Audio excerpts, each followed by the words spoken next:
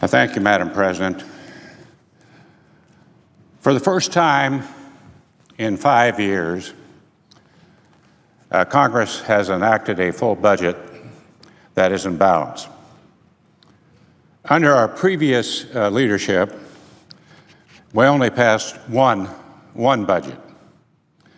And we have to look all the way back to 2001 to find the last time Congress passed a balanced 10-year budget.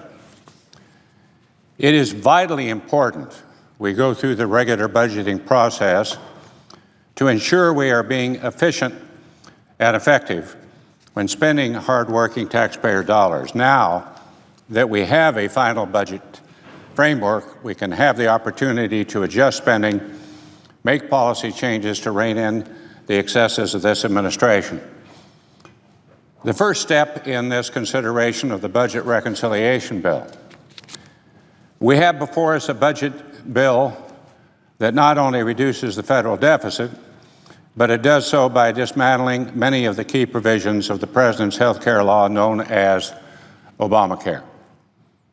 We are more than 5 years into its implementation. However, many of the same problems that those of us who were here at that time during the original debate, we warned about these things, and they are still causing harm to consumers, and new issues continue to arise. We continue, unfortunately, to see higher costs, less choice for individuals, and higher taxes.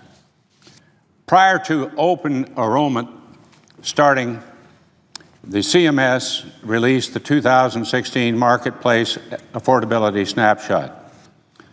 This shows that across the 37 states that use the federal marketplace, and Kansas is included, the cost of the second lowest silver plan, or the benchmark plan, will increase on average 7.5% as of next year.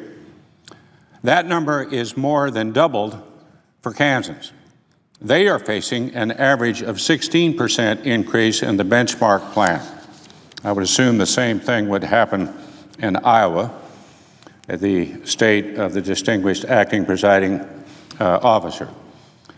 This is not the promised reduction in premiums that the President promised. This is simply not affordable. Madison from Overland Park, Kansas, recently wrote to me about her family's struggles, and she says, "Yet again, our rates are going up to the point where we cannot afford our health insurance that I have had since before 2008. Out-of-network hospital and doctors limit my ability to provide for my children and the health care that they need." Madison, you certainly hit the nail on the head. Even if you can afford the increased premiums to maintain coverage, the high deductibles may make it nearly impossible for you to utilize the health services under your plan. Or your doctors are no longer in your network, limiting your ability to keep your doctor that you liked. Another broken promise from the President. Another local problem of concern for me was the announcement that one of the insurance companies that provided coverage on the exchange to Kansas will no longer be offering plans as of next year. And this company involves nearly half of all Kansans that enrolled through the marketplace, who now will again have to find a new plan and possibly new providers.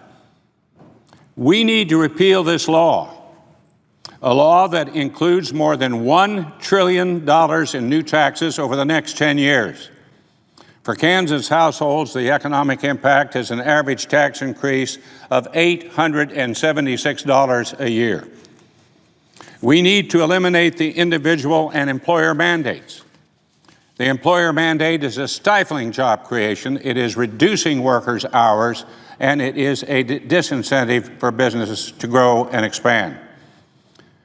Jeff from Kansas City contacted me about this one and the effect of the law is having on his manufacturing business.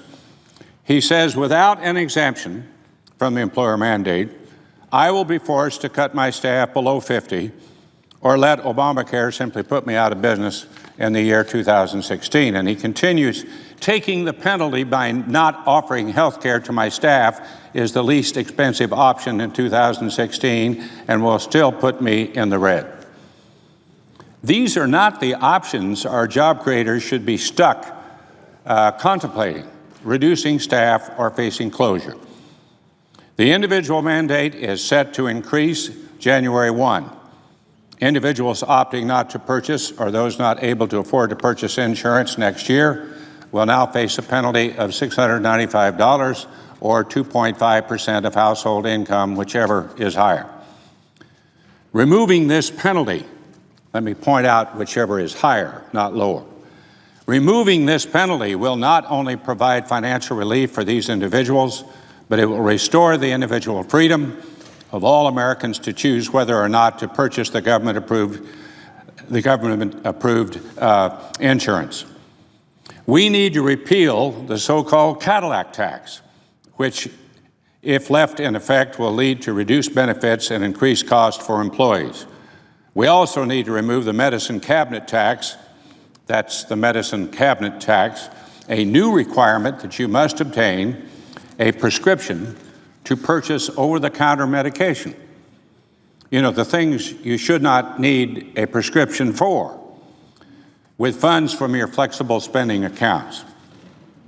This reconciliation bill eliminates many of the core provisions, the foundation, so to speak, of Obamacare.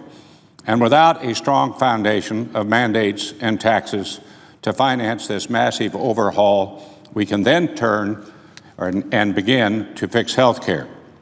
I emphasize fix health care, not Obamacare.